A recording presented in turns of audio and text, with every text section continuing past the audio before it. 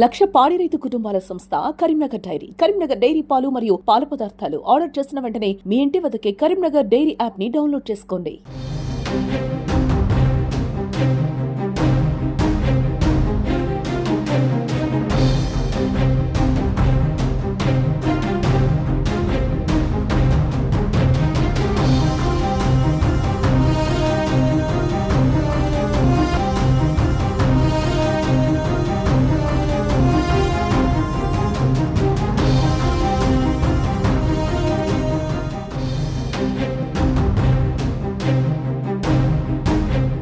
Karimnagar municipal ఎలక్షన్లలో 28వ డివిజన్లలో ఉద్రిక్త వాతావరణం నెలకొంది. అయితే పోలీసులు జోక్యం కలుగజేసుకుని ఇరు వర్గాలను కూడా ఇక్కడి నుంచి పంపించారు. అయితే ప్రధానంగా ఇక్కడ స్వతంత్ర అభ్యర్థిగా పోటీ చేస్తున్న వెంకటేష్ మాత్రం ఏమని ఆరోపిస్తున్నాడంటే బీఆర్ఎస్ పార్టీకి చెందిన వ్యక్తులు ఇంటింటి దగ్గర మార్కులు వేసి పైసలు పనిచేస్తున్నారని ఆరోపిస్తున్నారు. అయితే కాంగ్రెస్ బీఆర్ఎస్ ఇరు పార్టీలు కూడా డబ్బులు పనిచేస్తున్నారు కూడా ఆరోపిస్తున్నారు.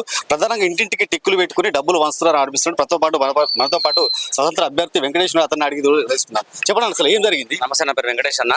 నేను ఇండిపెండెంట్ క్యాండిడేట్ కొత్తలో ఎవరు కూడా వచ్చినా కానీ కూడా గెలిచే పరిస్థితి లేదు. ఏ వార్డులో కూడా పరిస్థితి లేదు. 28వ డివిజన్లో కాదు, కరీంనగర్లో ఏ డివిజన్లో కూడా కొత్త వాళ్ళు వచ్చే పరిస్థితి లేదు.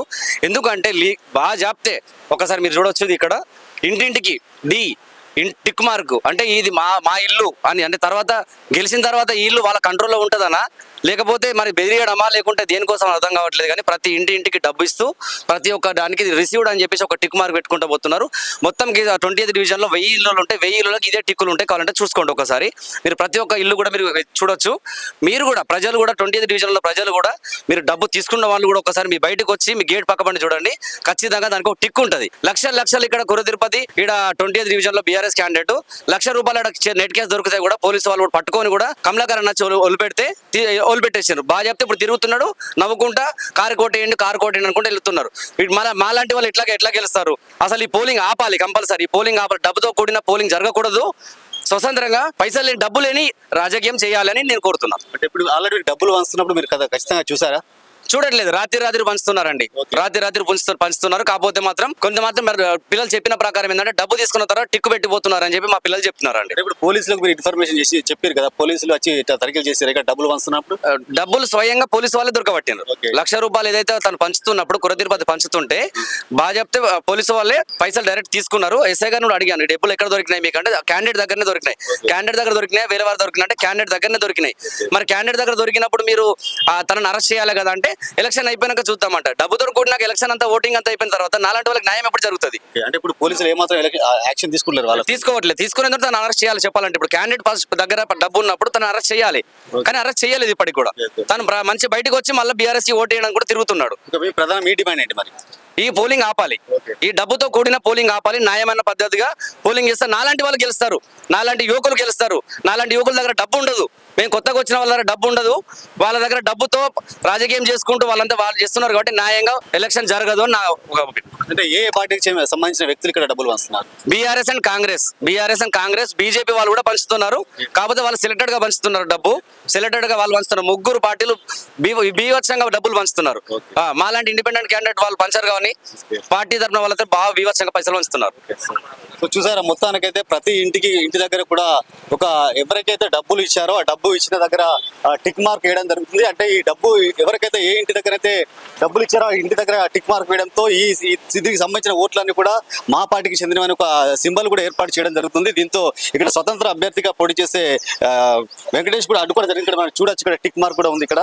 సో స్వతంత్ర అభ్యర్థిగా పోటీ చేస్తున్న విండాటి వెంకటేష్ కూడా ఆల్రెడీ ఆరోపించాడు. పోలీసులకు సమాచారం అందించడంతో పోలీసులు కూడా ఇక్కడికి వచ్చి డబ్బులు కూడా స్వాధీనపరుచుకున్నారు. కానీ ఇప్పటి వరకు కూడా వాళ్ళపై ఎలాంటి యాక్షన్ తీసుకోలే, వాళ్ళను కనీసం అరెస్ట్ చేయని పరిస్థితి నెలకొంది. సో ఇలాంటి రాజకీయం చేస్తే సామాన్య పౌరులు బరిలో ఉంటే మాలాంటి వాళ్ళు ఎట్లా రాజకీయాలు వస్తారు, ఎట్లా గెలుస్తారు? ఖచ్చితంగా ఎలక్షన్ నిలుపుదల చేయాలని కూడా కోరుతున్న పరిస్థితి.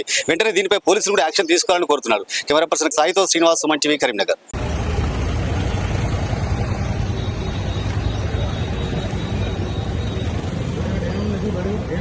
वीडियो निकालो वीडियो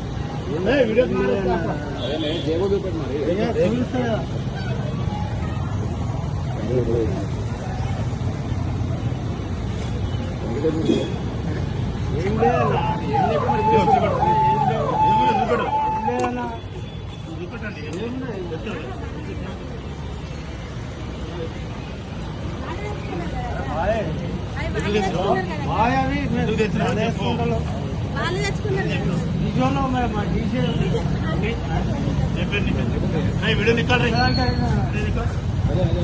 వీడియో నికాల్ డిసి కలెక్షన్ చేస్తున్నాం మేము ఇక్కడ ఎందుకున్న వాటర్ బాటిల్ తీసుకున్నాం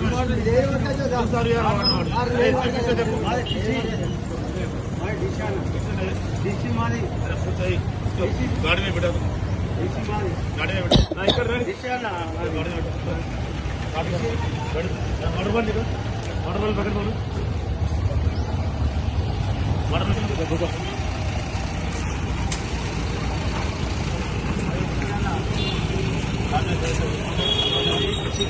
కూర్చోని వాడు కూర్చో నిత్య పెట్టేసి సరే ఇటు ఒకసారి షో అయ్యారా సార్ స్టేషన్ తీసుకుపోయి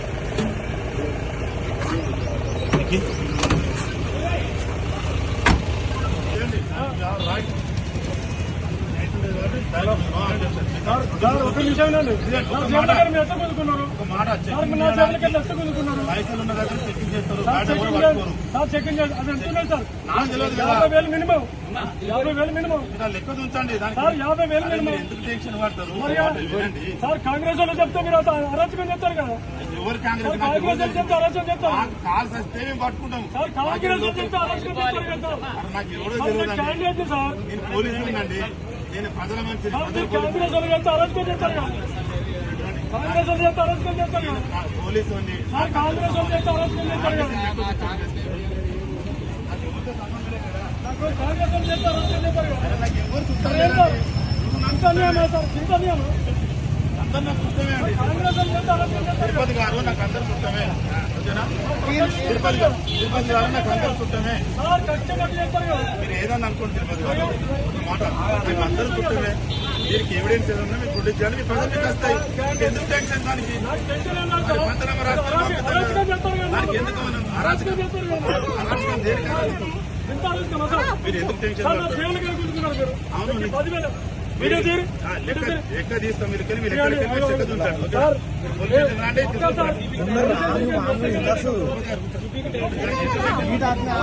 తిరుపతి గారు ఇప్పుడు మా ఎలక్షన్ జరుగుతుంది నేను క్యాండిడేట్ 2 నిమిషాలు లెక్క చూసుకొని పంపించండి ఏదంటే 10 నిమిషాలు మళ్ళీ పంపిస్తాం క్యాండిడేట్ ని నేను భోజనాల కోసం తెచ్చుకున్నా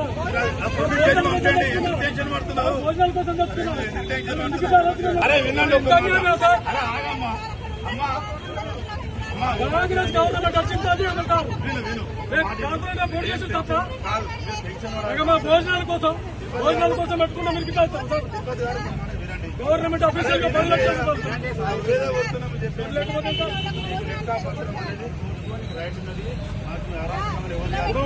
కంప్లైంట్ ఇవ్వలిచ్చారు సార్ కంప్లైంట్ ఇవ్వలిచ్చారు ఏది నాకేం సంబంధం ఆయన ఎవరు ఆయన వ్యాపారం చేసుకుంటారు కావచ్చు నాకేం చేసుకొని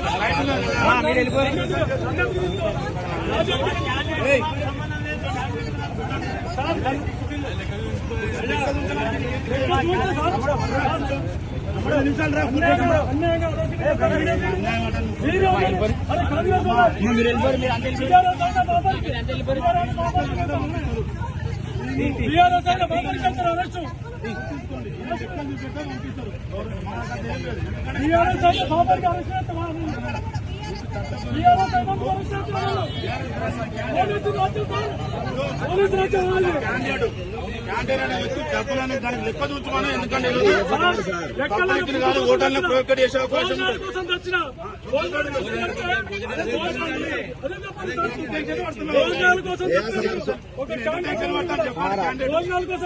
క్యాండిడేట్ ఎందుకు టెన్షన్ కాంగ్రెస్ ఏదనే మాకు మాట్లాడుతున్నా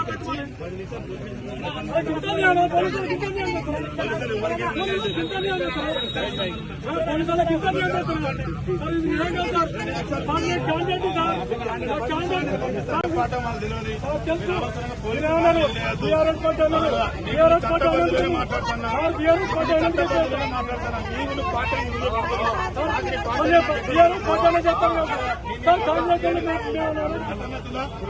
ఇక్కడ ఫుడ్ కోసం వచ్చినటువంటి నాకు దొరికింది కాబట్టి దానికి మీ లెక్క చూడండి. మా ఫ్రెండ్స్ నా దగ్గర కాదు, పోలీస్ స్టేషన్ లిమిట్స్ వస్తుంది, ఆండాడు పోలీస్ స్టేషన్ జాగ్రత్తగా అప్పచెప్తా, దానికి లెక్క చూడండి. నా బాధ్యత. వీడియో తీయండి, వీడియో తీయండి.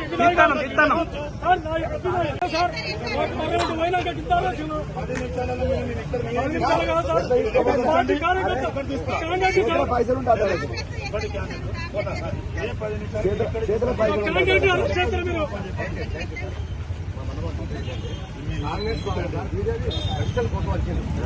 ఎవరు దగ్గర పట్టుకుంటాం. సార్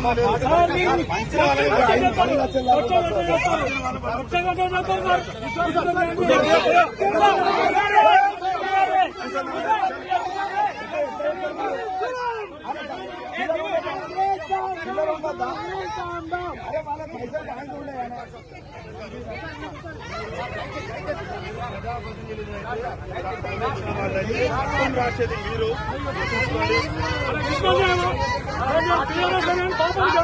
అన్నాల భోజనాలు ఉంటాయి కదా సార్ మరింత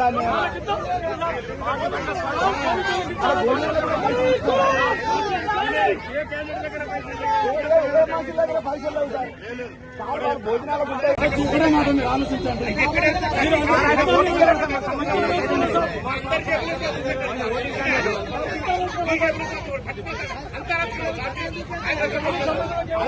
ఆయన బిజినెస్ ఆయన ఏదో వచ్చిండు, ఆయన అయితే ఆయన గుంజుకుంటారా? ఆయన నీళ్ళు అమ్ముకుంటాను, ఆయన ఏమో నీళ్ళు అమ్ముకుంటున్నాడు.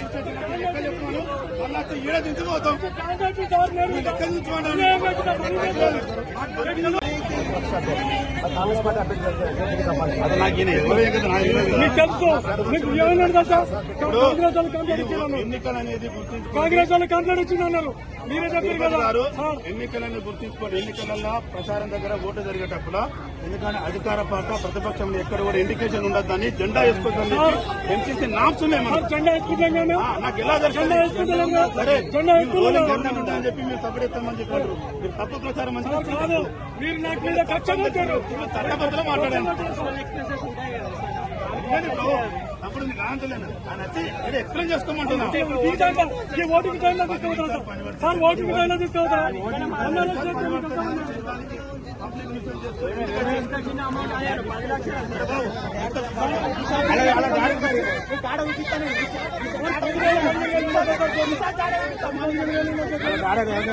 ఓటింగ్ గురించి ఊడిపోతారు అంటే ఏం చేయట్లేదు. ఏం